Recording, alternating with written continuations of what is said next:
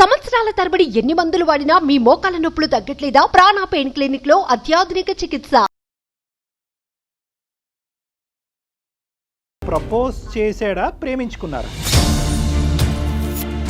మా నాన్నకు తెలియకుండా నేను ఏది చేయను అని చెప్పి అతన్ని పక్కకు పెట్టాను. ఇంత నచ్చినటువంటి అబ్బాయి దూరం అయ్యాడు అనేటటువంటి బాధ నీకు ఏ కోసానా అనిపించలేదు?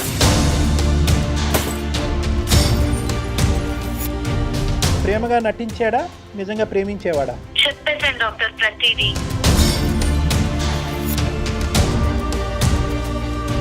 మంచిగా మాట్లాడి రాబట్టాడు అనేటటువంటి పాయింట్ అక్కడ ఇంపార్టెంటా? చెప్పేశాను, అదే ప్రేమలో మొత్తం చెప్పేశాను. తారుమారైపోయిందండి. నేను ఎక్స్పెక్టేషన్స్ అన్ని తారుమారైపోయాయి మేడం. నివృత్తి చేసుకోడా అమ్మాయిని అడిగి? కొట్టినా పర్వాలేదు డాక్టర్, నేను కాసేపు మందు రాసుకున్నా నొప్పి మర్చిపోగలను, కానీ మనసుకు తగిలిన గాయం మాత్రం నాకు అసలు మానదు డాక్టర్. ఒకసారి సూసైడ్ అటెంప్ట్ దాకా వెళ్ళి ఆగిపోయాను. చిచ్చి ఇలా చేయడం ఏంటి నేను అని. ఒక ఆడది తలుచుకుంటే గడపకు కూడా తెలియదని చెప్తారు, సామెత ఉంది మనకి.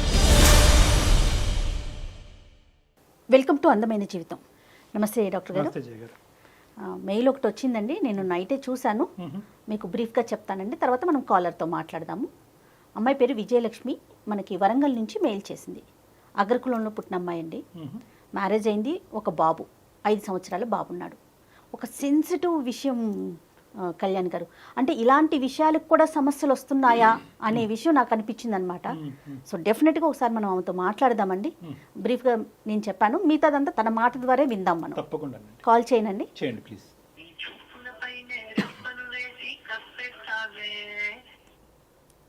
హలో, విజయలక్ష్మి అండి? అవునండి.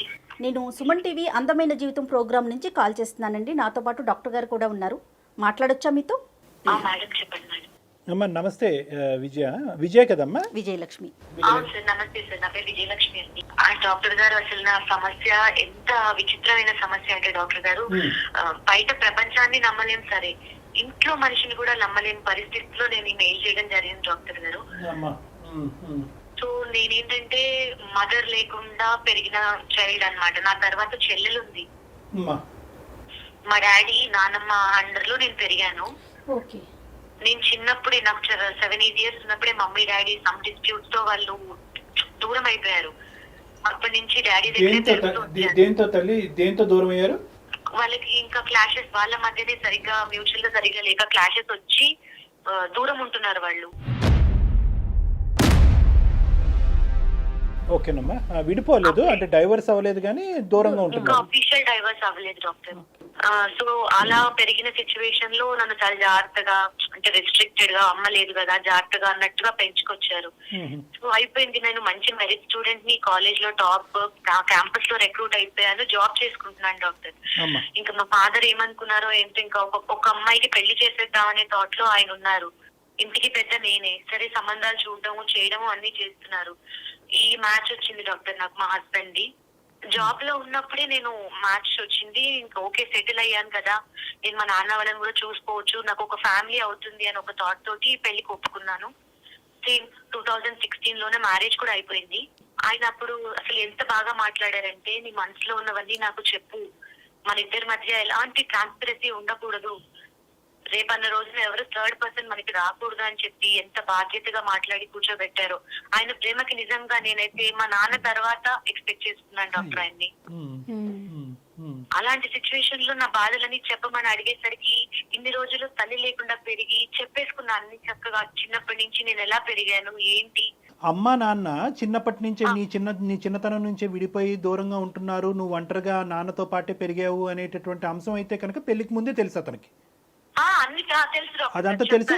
ఏ కారణం చేత అంటే, ఇప్పుడు నాకు ఇంకా కారణం చెప్పలేదు నువ్వు, అమ్మ నాన్న ఏ కారణం చేత దూరం అయ్యారు అన్నది, ఆ కారణం కూడా తెలుసా మీ భర్త గారికి? ఏ కారణం అమ్మా, అంటే నువ్వేం తప్పుగా అనుకోకపోతే ఏ కారణం చేత అమ్మ నాన్న దూరం అయ్యారమ్మా? అంటే మా అమ్మగారు కొంచెం డిఫరెంట్ బిహేవ్ చేయడము, అంటే వర్కింగ్ ఉమెన్ ఆవిడ ఇష్టం ఉన్నట్టుగా చేసేయడము, చెప్పింది వినకపోవడము, మా ఫాదర్ కి కొంచెం రఫ్ గా బిహేవ్ చేయడం. ఎందుకంటే మగవాళ్ళు కొంచెం లిమిట్ లో ఉంటేనే వాళ్ళు యాక్సెప్ట్ చేస్తారు అనే ఎందుగా ఉంటుంది కదా, అలా ఉండకుండా ఆవిడ ఇష్ట ప్రకారంగా ఉండడం వల్ల మా నాన్నకు కూడా నచ్చలేదు. నువ్వు ఇలా ఉండద్దు అని చెప్పి చూశారు. ఆవిడ నా ఇష్టం, నేను ఇలాగే ఉంటాను అని చెప్పి కొంచెం రఫ్ గా మాట్లాడడం ఇలా చేయడం జరిగింది డాక్టర్. Okay okay okay. దాని వల్లే వాళ్ళు దూరంగా ఉన్నారు. ఇప్పటికే ఆవిడ బిహేవియర్ లో మార్పు లేదని ఇంకా అలా కంటిన్యూటీ అలాగే ఉంది డాక్టర్ గారు. మ్యారేజ్ కి ముందు మ్యారేజ్ అయినాక మొత్తం మీకు సంబంధించిన ప్రతి విషయం కూడా ఆయనతో షేర్ చేసుకున్నారు అంతేనా విజయలక్ష్మి? చెప్పాను డాక్టర్, ప్రతిదీ చెప్పాను మేడం. ఎలా అంటే కాలేజ్ తర్వాత ఇవన్నీ చెప్పాక కాలేజ్ డేస్ లో కూడా నీకు ఏమన్నా లైఫ్ ఎలా ఉండేది, నువ్వు స్టూడెంట్ మెరిట్ స్టూడెంట్ కానీ ఏమన్నా ప్రపోజల్స్ కానీ నీకు నచ్చిన వాళ్ళు కానీ ఇలా ఎవరైనా ఉన్నారా అని ఈ వేలో అడగడం స్టార్ట్ చేశారు డాక్టర్. ఓకే. నేను దానికి కూడా చెప్పాను. అంటే నాకు ఒక అతను వచ్చి ప్రపోజ్ చేశాడండి, అతనికి నేనంటే ఇష్టమని చెప్పాడు, పెళ్లి చేసుకుంటానని చెప్పాడు. కానీ నేను మా నాన్నను మాట్లాడాలి, మా నాన్న ఓకే అంటే నాకు పర్వాలేదు, మా నాన్నకు తెలియకుండా నేను ఏది చేయను అని చెప్పి అతన్ని పక్కకు పెట్టాను. అతను వచ్చి మా నాన్నతో మాట్లాడడం జరిగింది. మా నాన్నగారు ఒప్పుకోలేదండి దానికి. ప్రపోజ్ చేసాడా, ప్రేమించుకున్నారా? లేదు డాక్టర్, నాకు వచ్చి ప్రపోజ్ చేశాడు ఆయన. నీ మనసులో అతనికి ఒక స్థానం ఉండేదా ఆ టైంలో? ఉంది డాక్టర్, ఎందుకంటే సేమ్ క్లాస్, అతన్ని చూస్తూ ఉన్నాను, అతను మాట్లాడటము, అతని బిహేవియర్ వేరే వాళ్ళతో ఉండేది. So you loved him. నీకు అతనంటే ప్రేమ ఉండేదండి. ఎక్కడో సాఫ్ట్ కార్నర్ ఉండేది, నాకు ఇష్టపడి ఉంది. అంటే నేను ఇలా చెప్పాను, మా ఫాదర్ ఒప్పుకుంటేనే చేసుకుంటాను. అతను వచ్చి అడగడం జరిగింది మా ఫాదర్ని. మా ఫాదర్ ఒప్పుకోలేదు, డైరెక్ట్ గా ఒప్పుకోలేదు. రీజన్ ఏమై ఉండొచ్చు Vijayalakshmi? Caste madam. Okay okay. And ఇక్కడ తేవచ్చు ఏమో ఓపెన్ గా చెప్పేస్తున్నాను, బట్ మాది కొంచెం పెద్దది, వాళ్ళది కొంచెం తక్కువ. ఆ ఒక్క రీజన్ తో మీ ఫాదర్ యాక్సెప్ట్ చేయలేదు? నేను లవ్ చేసినా పర్లేదు కానీ క్యాస్ట్ డిఫరెన్స్ వస్తే నేను చెయ్యను ఓకే అని చెప్పి ఆ అబ్బాయికి చెప్పే రకంగా అబ్బాయికి చెప్పి పంపించి నాతో తర్వాత కూర్చొని మాట్లాడారు మేడం. మాట్లాడి వద్దమ్మా నీకు రేపు లైఫ్ ఉండదు అన్ని చెప్తే, సరే డాడీ చిన్నప్పటి నుంచి మీరు చెప్పిందే నేను విన్నాను కాబట్టి నా లైఫ్ ఏంటో మీకు తెలుస్తుందని నేను కూడా కాంప్రమైజ్ అయిపోయి జాబ్ లో జాయిన్ అయిపోయి పెళ్లి చేసేసుకున్నా ఆయనని. ఇదే మాట ఈయనకి కూడా చెప్పాను, మా హస్బెండ్ కి కూడా. కాదు విజయలక్ష్మి నాన్నగారు మీతో మాట్లాడినప్పుడు మీరు కన్విన్స్ అయ్యారా, లేకపోతే పరువు మర్యాద ఇవన్నీ ఆలోచించి ఆగిపోయారా? లేదు, మా నాన్నగారు చెప్పిన వేలో నేను చాలా కన్విన్స్ అయ్యాను. ఎందుకంటే మా నాన్నగారు వాళ్ళది కూడా లవ్ మ్యారేజ్ అండి. వాళ్ళది లవ్ మ్యారేజ్, వాళ్ళకి తెలుసు ప్రేమ అంటే, ఆయనకి తెలియకుండా లేదు. కాకపోతే చూసారు కదా ఇలా అయిపోయింది. ఆయన ఏం జాగ్రత్త తీసుకున్నా నాకు తీసుకుంటారని తెలిసి నమ్మకం ఉంది నాకు. ఓకే. కానీ ఫస్ట్ లవ్ లాగే అనిపిస్తుంది. ఇంత నచ్చినటువంటి అబ్బాయి దూరం అయ్యాడు అనేటటువంటి బాధ నీకు ఏ కోసానా అనిపించలేదా? ఆ పెయిన్ ఏమైనా ఫీల్ అయ్యారా మీరు? ఆ పెయిన్ చాలా ఫీల్ అయ్యానండి లోపల, చాలా అంటే చాలా. కానీ మా నాన్నగారు నన్ను 25 ఏళ్ళు పెంచిన ప్రేమకి నేను ఒక విలువ ఇవ్వాలి. అంటే తను రెండు ఇష్యూస్ ని బేరీజ్ వేసుకుంది డాక్టర్ గారు, రెండు వైపులా ఆలోచించుకుంది, చాలా మెచ్యూర్డ్ గా ఆలోచించింది అనుకోవాలేమో. రైట్ విజయలక్ష్మి, నెక్స్ట్ ఏంటండి? మా హస్బెండ్ కి చెప్పానండి కూర్చోబెట్టి, ఇలా జరిగిందండి, మా నాన్నగారు ఒప్పుకోలేదు, సరే మేము కూడా హ్యాపీగా ఎవరికి వాళ్ళు మూవ్ ఆన్ అయిపోయాం లైఫ్ లో అని చెప్తే మా హస్బెండ్ కూడా చాలా పాజిటివ్ గా తీసుకున్నారు. ఇవన్నీ జరుగుతుంటాయి, నీ లైఫ్ అన్నాక ఉంటాయి అని చెప్పారు. అసలు నేనైతే చాలా హ్యాపీ అయ్యాను, అమ్మయ్య నా లైఫ్ లో మా హస్బెండ్ కి తెలియని విషయం అంటూ ఏం లేదు, ఇంకా నా లైఫ్ చాలా బాగుంటుంది, ఫాదర్ తర్వాత ప్రేమగా చూసుకునే హస్బెండ్ దొరికాడు అని ఒక హోప్ తో వచ్చేసింది మొత్తం లైఫ్. కాదు విజయలక్ష్మి, మీకు మ్యారేజ్ అయిపోయిన తర్వాత ముందతను మళ్ళీ ట్రై చేయటం కానీ మీతో మాట్లాడే ప్రయత్నం చేయటం కానీ అలా ఏం జరగలేదు? కాంటాక్ట్ లో ఉన్నావమ్మా? లేదండి, నేను అసలు కాంటాక్ట్ లో లేనండి అతనితో. నార్మల్ గా ఫేస్బుక్ లో అతను ఉండడము, ఫ్రెండ్స్ లిస్ట్ లో అన్ని ఉంటాయి. కాకపోతే నేను అతన్ని కాంటాక్ట్ చేయడం, అతను నన్ను కాంటాక్ట్ చేయడం అనేది ఇప్పటిదాకా జరగలేదండి. మంచిగా మాట్లాడి రాబట్టాడు అనేటటువంటి పాయింట్ అక్కడ ఇంపార్టెంటా, లేదంటే నువ్వు ఎలాగన్నా ఎగ్జాక్ట్లీ డాక్టర్ గారు చెప్పేశాను డాక్టర్ ప్రతిదీ. ఆయన కూడా రిసీవ్ చాలా బాగా చేసుకున్నారు. ప్రేమగా నటించాడా, నిజంగా ప్రేమించేవాడా? స్టార్టింగ్ లో నిజంగా ఆ టైంలో ప్రేమించేవారండి. Right, okay. సో ప్రేమ ఉంది, ప్రేమ లేకపోవటం అప్పటిదాకా ప్రేమ ఉందని నేను కూడా అనుకున్నాను డాక్టర్. రైట్ రైట్ చెప్పేశాను, అదే ప్రేమలో మొత్తం చెప్పేశాను. Okay, with in few days లో మొత్తం ఎక్స్ప్రెస్ చేశారు. తారుమారైపోయిందండి, నేను ఎక్స్పెక్టేషన్స్ అన్ని తారుమారైపోయాయి మేడం. 4 years బాబండి నాకు. అసలు ప్రతి వాక్ ఆఫ్ లైఫ్ లో నన్ను అనుమానిస్తున్నాడండి, ప్రతి వాక్ ఆఫ్ లైఫ్. పొద్దున పాలవాడు వచ్చి వాడితో మాట్లాడినా కూడా అసలు ఏంటి అంతసేపు మాట్లాడతావేంటి, ఇలా మాట్లాడతాం. పేపర్ వాడు వస్తే వాడితో మాట్లాడతాం. అనుమానించడానికి సమూజీ లేకుండా అనుమానిస్తున్నాడండి. నేను వర్కింగ్ ఉమెన్ ని, ఒక పక్కన వర్క్ చేసుకుంటున్నాను, అన్ని చేసుకుని ఇంత ప్రెస్టీజియస్ గా ఉంది, పిచ్చి పనులు చేస్తానని ఎలా ప్రతి వాక్ ఆఫ్ లైఫ్ లో అనుమానిస్తున్నాడండి. అది ఇష్యూ అవ్వటం, మరి ఇద్దరు ఒకరికొకరు మాట్లాడుకోవటం జరుగుతూ ఉంటుందా విజయలక్ష్మి? దాని గురించి నేను చాలా సార్లు ఆయన్ని కన్విన్స్ చేసి అలా కాదండి జరిగింది చెప్పాను తప్ప నా లైఫ్ లో అలా ఉండదు, you are my life and complete గా నేను మీకే, అలా నా లైఫ్ లో ఏం లేదని కూడా కన్విన్స్ చేయడానికి చెప్పడానికి కూడా చూసాను రావు మేడం. అంటే ఇప్పుడు జరిగేటటువంటి అంటే ఇప్పుడు ఈ చెప్పడానికే అసహ్యంగా ఉందమ్మా, పాలవాడు, పోస్ట్ మ్యాన్ ఏవేవో అని అంటున్నావు. అంటే ఇప్పుడు జరిగేటటువంటి ఎదురయ్యేటటువంటి మగాళ్ళ గురించి అతను ప్రధానమైనటువంటి అనుమానమా, లేదంటే ఆ గతంలో ఉండేటటువంటి అబ్బాయిని నువ్వు కంప్లీట్గా మనసులోంచి తీసేసేవా లేదా అనేటటువంటిది అతని ఆలోచన?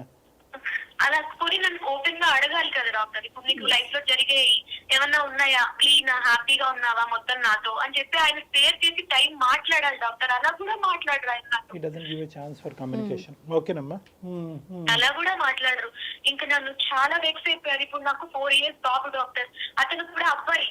రేపన్న రోజున నా నెక్స్ట్ జనరేషన్ బాధపడకూడదు, ఇలా నాలాగా సఫర్ అవ్వకూడదు, వాడు వాళ్ళ నాన్నని చూసి నేర్చుకోడు అని గ్యారెంటీ ఏంటి? నాన్నగారితో మాట్లాడేవమ్మా? నీకు ఇష్టమైనటువంటి వ్యక్తి నాన్నగారితో నీ బాధను చెప్పుకున్నావా? విషయం అక్కడి వరకు వెళ్ళిందా? ఒప్పుకోరు, రానివ్వరు ఎవరిని. మా నాన్నతో మాట్లాడొద్దని చెప్పి రూల్స్ పాస్ చేస్తారు. ఇది ఇలా ఉంది డాక్టర్ గారు నా పరిస్థితి.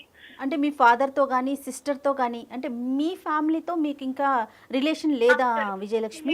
లేదు మేడం, 2 years అయింది. కట్ చేసేసాడు మేడం, ఆయన కట్ చేసేసాడు. సరేనండి, అంటే డైరెక్ట్గా రిలేషన్ లేదు. మీరు ఒక ఎంప్లాయీ బయటకు వెళ్తారు కదా, బయట ఎక్కడైనా కలిసే ప్రయత్నం కానీ ఈ 2 yearsలో ఎప్పుడైనా మీరు కలిసి మీకు జరిగిన ఈ పెయిన్ని నాన్న ముందు ఏమన్నా డిస్కస్ చేశారా, పోనీ సిస్టర్తో కానీ? లేదండి, నాన్న ముందు డిస్కస్ చేసే ఛాన్స్ నాకు ఇవ్వలేదు. నేను బయటికి వెళ్తాను కానీ రాగానే నా ఫోన్ చూడడం, ఇలాంటివి అనుమానం అంటే ఇక్కడ నుంచి కదా మేడం. నా ఫోన్ చూడడం, నేను ఎవరితో మాట్లాడాననేది చూడడం, ఇవన్నీ చేసి నేను ఆల్రెడీ ఫోన్ రాగానే ఆయనకి ఇచ్చేస్తాను మేడం. ఎందుకంటే ఇలా మాట్లాడుతున్నారు కదా, కొంచెం నమ్మకం క్రియేట్ చేయాలి. నేను కరెక్ట్ గా ఉంటేనే ఆయనకి నమ్మకం క్రియేట్ అవుతుంది అనే ఒక ఆలోచనతో నేను వాళ్ళతో కనీసం మాట్లాడడానికి కూడా ట్రై చేయలేదు. నాలో మార్పు ఉంటుందంటే ఆయన మారుతాడనే చిన్న ఆశతో వెయిట్ చేస్తున్నానండి. మాటల టార్చర్ వరకేనా లేదంటే చేతలు? అసలు అక్కర్లేదు, మాటలు చాలా మనసులో ఎలా గుచ్చుకుంటాయంటే ఆయన మాట్లాడే మాటలు చిన్న చిన్న మాటలు. అసలు చివరికి ఎవరన్నా అవనేది, అసలు వాడెవరు అని కూడా మాటలతో హింసిస్తున్నాడు అతను. కొట్టినా పర్వాలేదు డాక్టర్, నేను కాసేపు మందు రాసుకున్నా నొప్పి మర్చిపోగలను, కానీ మనసుకు తగిలిన గాయం మాత్రం నాకు అసలు మానదు డాక్టర్. విజయలక్ష్మి, వాళ్ళ పేరెంట్స్ ఏంటండి? అతని మీ హస్బెండ్ వాళ్ళ పేరెంట్స్ ఉన్నారా? వాళ్ళకి తెలుసా ఈ విషయాలన్నీ? అసలు వాళ్ళు నాతో సరిగ్గా ఉండరు. వాళ్ళు కూడా వాళ్ళ తమ్ముడికే సపోర్ట్ చేస్తారు మేడం. ప్రతిదీ ముద్దుల తమ్ముడు అన్నంత ఇది కావాలి, ప్రతిదీ వాళ్ళకి. ఇంకా ఎక్కువ కావాలంటే నా మీద కల్పించి చెప్తారు. ఇంకా ఏమైనా చెప్పడానికి ఛాన్స్ ఉంది. ఎలాంటి సలహా కోసం మమ్మల్ని మెయిల్ పెట్టారు విజయలక్ష్మి? మీరు ఏమి ఎక్స్పెక్ట్ చేస్తున్నారు? మేడం నేనైతే మెంటల్ గా చాలా ఫిక్స్ అయిపోయాను. అసలు నాకు వద్దితను, ఇంకా నేను వెళ్ళిపోనా అని ఒక వైపు ఉన్నప్పటికీ అతని మీద ప్రేమ నన్ను ఆపేస్తుంది. నాకు చాలా ఇష్టం ఆయన అంటే. నాన్న తర్వాత అంత ప్రేమని ఈయనకే పంచాలి అనే మైండ్ సెట్ తో వచ్చిన మనిషిని నేను. వెళ్ళిపోదాం అనిపించి 2 times నేను యాక్చువల్గా వెళ్ళిపోదాం అనుకుని ఆగిపోయాను. ఒకసారి సూసైడ్ అటెంప్ట్ దాకా వెళ్ళి ఆగిపోయాను. ఇప్పుడు ఇతనికి అనుమానం, అది ఎట్లా ఈ కొడుతున్నాడో తిడుతున్నాడో అంటే కొట్టేది తిట్టేది కనిపిస్తుంది, కానీ తన మాటల ద్వారా హింసిస్తున్నాడు కదా. దీన్ని కూడా ఒక రకమైన మానసిక ఇబ్బంది అనుకోవచ్చు అంటారా? ఇదంతా కూడా ఒక కండిషనల్ లవ్ అంటారమ్మా. ఈ ప్రేమలో కండిషన్స్ ఉన్నాయి. ఈ అమ్మాయిని ప్రేమ ఒకప్పుడు ఈ క్యారెక్టర్ అనేటటువంటి అంశం ఈ రోజు విజయ అతనికి చెప్పకుండా ఉంటే కనుక బహుశా ఇంకొక స్వర్గలోకం ఈ అమ్మాయి చూసుంటుంది.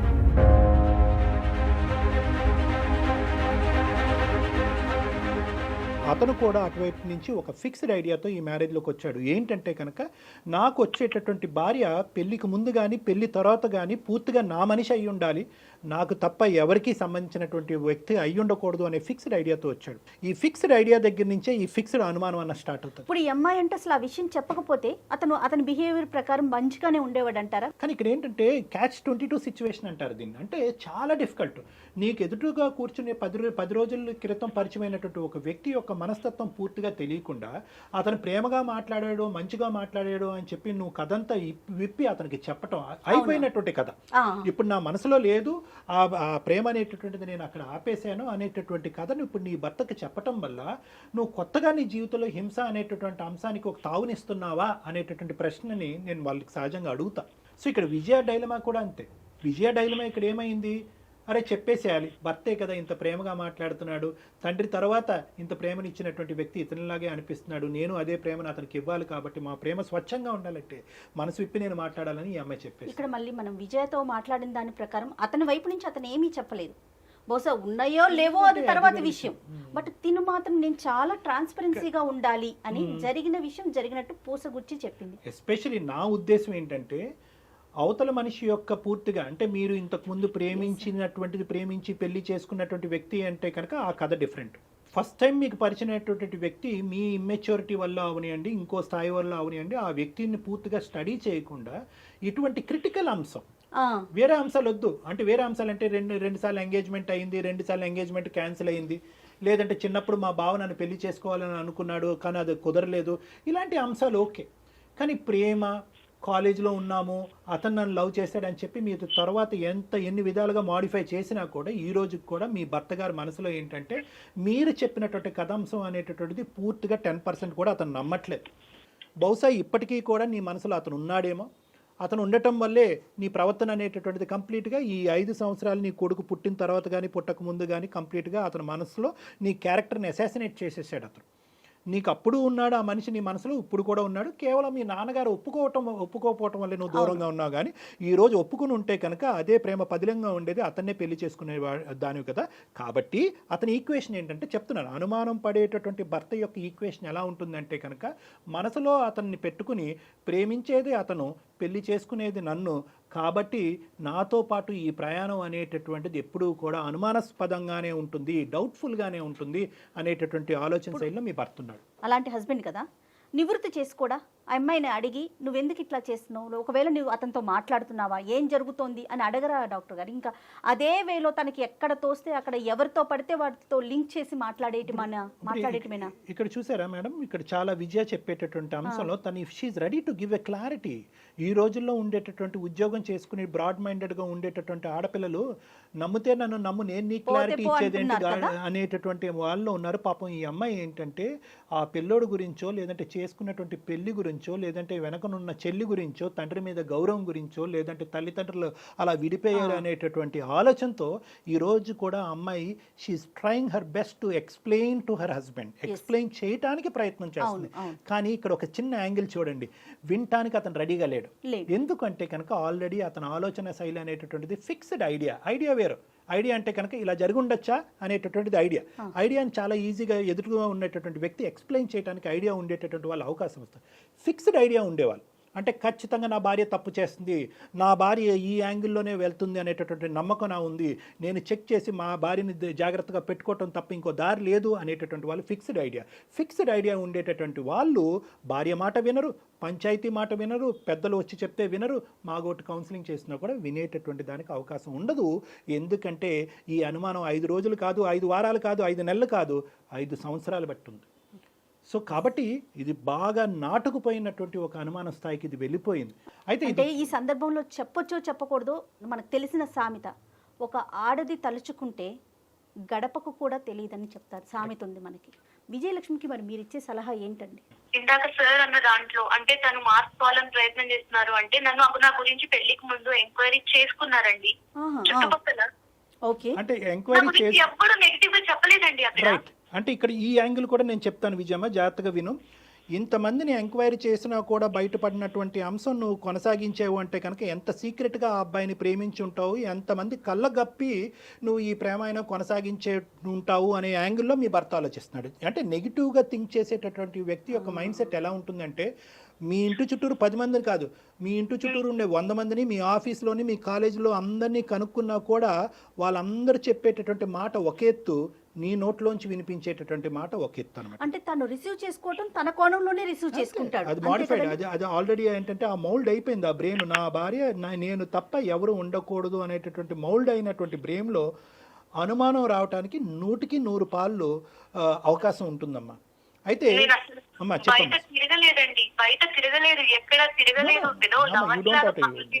అయినా కూడా ఎంత అనుభవించాల్సి వస్తుంది. మాట అతను చెప్పడం వల్ల నేను మా నాన్నను అడగండి అన్న దాని వల్ల ఎంత అనుభవిస్తున్నాను. అంటే అందరిలాగా ఎంజాయ్ చేసింది కాదు, ప్రేమ అంటే లవర్ లాగా తిరిగింది కాదు, బండ్లెక్కింది కాదు. ఎంతసేపు డాక్టర్ బర్స్ట్ అవ్వాలంటే ఎంతసేపు పడుతుంది. కానీ నాకు నా హస్బెండ్ అంటే చాలా ఇష్టం డాక్టర్. ఎందుకు? ఆయన అంటే మా నాన్నంత ప్రేమ. ఎందుకంటే పెళ్లి చేసుకున్నా నాకు ఆయన అంటే ఇష్టము. నాకు కొడుకున్నాడు, ఆయన చూసుకుంటాడని నమ్మకంతో నేను పెళ్లి చేసుకున్నాను. అంటే ఈ ఒక్క అంశం తీసి పక్కన పెడితే కనుక మిగతా ఇష్యూస్ లో, అంటే ఇంటికి కావాల్సినటువంటి సదుపాయాల్లో, నీకు కావాల్సినటువంటి అవసరాలు తీర్చేటటువంటి అంశంలో అలవాటులు లేకుండా, ఇల్లు ఆఫీస్ తప్ప ఇంకొక లోకం లేకుండా మిగతా అన్ని అంశాల్లో మార్కులు వేస్తావమ్మా నీ భర్తకి? నాకు అసలు మా ఆయన విషయంలో అలా ఎలాంటి లోటు లేదండి. అనుమానం తప్ప. పోజింగ్ ఉందండి, ఆయనకి పోజింగ్ ఉంది, పోజింగ్ అలవాటు ఉంది. ఉన్నప్పుడు ఏం మాట్లాడరండి, పోస్ట్ కాన్షియస్ లో ఉన్నప్పుడే మాట్లాడతారు ఆయన మాటలది. సో తను తెలిసే మాట్లాడుతున్నారు. పోనీ తాగి మాట్లాడతారా అంటే అది వేరండి డాక్టర్. కాన్షియస్ మైండ్ లో లేరని నేను అడ్జస్ట్ అవుతాను. అంటే విజయ్ మాట్లాడుతున్నారు. ఒకటి క్లారిటీ అమ్మా, అంటే ఈ మిగతా అన్ని అంశాల్లో బాగా చూసుకునేటటువంటి భర్త గురించి, లేదంటే అబ్బాయికి ఒక తండ్రి కావాలి అనే ఉద్దేశంతో ఇతనితో ప్రయాణం కొనసాగాల, లేదంటే ఈ అనుమానం అనేటటువంటి యాంగిల్ ఏదైతే ఉందో అనుక్షణం నిన్ను ఇబ్బంది పెట్టడం వల్ల మిగతా అంశాల్లో ఎంత గొప్పగా అనిపించినా కూడా ఇది నేను తట్టుకోలేనటువంటి పరిస్థితిలో ఉన్నాను, నేను మానసికంగా చిదిగిపోతున్నాను కాబట్టి బయటపడాలి అని అనుకుంటున్నారా? To stay. మీరు అన్న సెకండ్ పాయింటే కరెక్ట్. నాకు అన్ని ఇస్తారు, అన్ని బాగుంటాయి, కానీ ఆ నోటితో మాట అనడం ఎందుకు? నువ్వు అన్ని ఇచ్చి మాటతో పోగొట్టుకుంటున్నారు ఆయన వాల్యూని. అయితే ఇక్కడ నువ్వే కౌన్సిలర్ అమ్మ నీ భర్తకి. I'm sorry to say this. నువ్వు ధైర్యాన్ని తెచ్చుకుని అతనిలో కాన్ఫ్లిక్ట్ అవి ఫ్రిక్షన్ అయ్యి గొడవ పెట్టుకోకుండా, నేను ఇంత మానసిక క్షోభను అనుభవిస్తున్నాను, నేను ఇది ఇంకా తట్టుకునేటటువంటి పొజిషన్ లేదు, నా దారి ఏదో నేను చూసుకోవాలి అనుకుంటున్నాను, లేదా నీలో మార్పు తెచ్చుకో, లేదా నా దారి నేను చూసుకుంటాను అనేటటువంటిది ఒక గీయటం అనేటటువంటిది ఇప్పటికే నువ్వు చాలా లేట్ చేసేవేమో అని అనిపిస్తుంది. నేను బ్లాస్ట్ అవటం ఎంతసేపు అంటే, బ్లాస్ట్ అవ్వమనట్లేదు, నేను బ్లాస్ట్ అయ్యి గొడవ పెట్టుకుని అతన్ని ఇంకా హింసావాదం చూపెట్టే పరిస్థితి తెచ్చుకోమని అనట్లేదు. But tell your feeling. నువ్వు బాధపడుతున్నాను కానీ ఇక్కడే పడుంటాను అనే యాంగిల్ అతనికి చూపెడుతున్నావు. నేను బాధపడితే ఇంకా బాధపడేటటువంటి పరిస్థితి వస్తే కనుక బయటపడేటటువంటి ఆలోచనలో నేను ఉంటాను, నాకు ఆ అవకాశం ఉంది అనేది నువ్వు అతనికి చెప్పాలి. 100% ఇంకో ఛాన్స్ కూడా ఇచ్చాను డాక్టర్. ఏంటంటే నా ఫోన్ తీసుకెళ్లి ఆయన దగ్గర పెడతాను. అంటే నేను ఏదైనా మాట్లాడట్లేదు, నేను ఎవరితో కాంటాక్ట్ లో లేను, ఆయనకు అలాగైనా నమ్మకం కుదురుతుందేమో. అలా అవ్వదమ్మా. నేను నా మాట విను. నువ్వేంటంటే ఇంక ఇలాగ అన్ని సబ్మిట్ చేసే కొద్దీ అతను ఏమనుకుంటాడంటే కనుక ఎక్కడో ఏవో తప్పులు చేసి వస్తున్నావు కాబట్టి నీ తప్పుని కప్పిపుచ్చేటటువంటి ప్రయత్నంలో ఇంకో ఎత్తుకు పై ఎత్తేసి ఆ ఇన్ఫర్మేషన్ అంతా డిలీట్ చేసి సింపుల్ గా ఫోన్ అతని ముందు పెడుతున్నావు అని అనుకుంటాడు. అనుమానం పడేటటువంటి ఆలోచన శైలిలో ఉండేటటువంటి వాళ్ళకి నువ్వు ఇంకా సబ్మిసివ్ అయ్యి, ఇంకా తలదించుకుని, ఇంకా మెట్టు దిగి ఎక్స్ప్లెయిన్ చేయడానికి అవకాశం లేని చోట ఎక్స్ప్లెయిన్ చేసేటటువంటి పిచ్చి ప్రయత్నం ఇంకా ఆపు. ఇంకా అవసరం లేదు ఇది. It will not happen. If it has not happen for 5 years, it will not happen again. కాబట్టి మీరు ధైర్యం చేయండి విజయలక్ష్మి, ఒక్క స్టెప్ ముందుకు వేయండి. నీ వైపున్న బలం ఏంటంటే, ఏమండి నేను భరించినంతకాలం భరించాను, ఇంక ఇదే కంటిన్యూ అయితే కనుక నీ మాటలు వినడానికి నేను రెడీగా లేను. మీ ఆలోచన శైలి మలుపు తిప్పుకోండి. మలుపుకు తిప్పుకునే అవకాశం లేకపోతే కనుక పదండి, ఎవరైనా పెద్ద మనిషి దగ్గరికి వెళ్దాం, లేదంటే ఎవరైనా డాక్టర్ దగ్గర కౌన్సిలింగ్కి వెళ్దాం. ఈ 3 కండిషన్స్ మీరు ఒప్పుకోనట్టయితే కనుక I just want to leave this house అని చెప్పి కొంత టైం ఫ్రేమ్ ఇచ్చి take a call on it అమ్మా. Take a decision, no problem. ధైర్యంగా ఉండండి Vijayalakshmi. Okay madam, thank you అండి. Thank you so much. Thank you so much. All the best అమ్మా. God bless you. All the best.